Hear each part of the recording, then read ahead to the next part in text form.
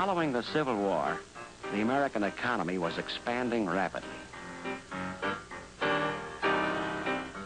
In the closing decades of the 19th century, production rates were climbing and millions more workers were needed. Between 1900 and 1910, nearly 9 million people immigrated to this country, looking for work and a better life. But many also found harsh conditions, long hours, low wages. The work was tough and dangerous. As the production rate went up, so did the pressure on workers and the casualties.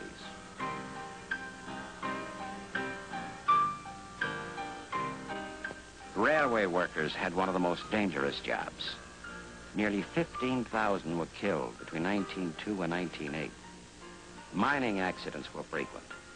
4,700 died building the Panama Canal. In a single Pennsylvania county, 526 workers were killed in 1 year. There were few government rules covering safety and health, and workers had few rights. There was no legal protection for unions. When workers did organize against these harsh conditions, their strikes were usually broken by the company, sometimes with the aid of hired police or government troops. Outraged journalists and social reformers began to support workers' efforts to organize. Photographer Lewis Hine exposed the horrors of child labor. Novelist Upton Sinclair, in his classic work, The Jungle, described the brutal lives of Chicago's stockyard workers. He said, "I wish to frighten the country by a picture of what its industrial masters are doing to their victims."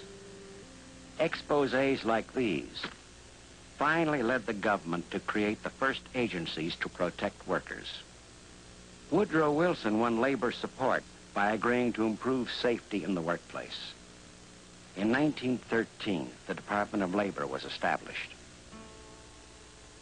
Pressure for change was often finally effective only after a major tragedy.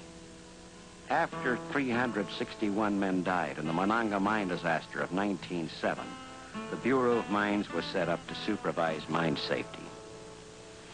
Gradually, industry began to regulate itself in what is known as the Voluntary Safety Movement.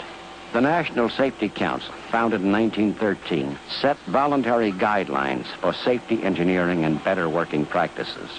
Companies put guards around dangerous machinery, set up first aid stations, and began safety classes.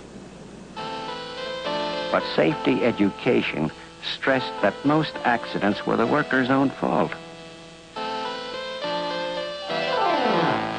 This film, made by the National Association of Manufacturers in 1911, was one of many that singled out workers' carelessness as a cause of disaster.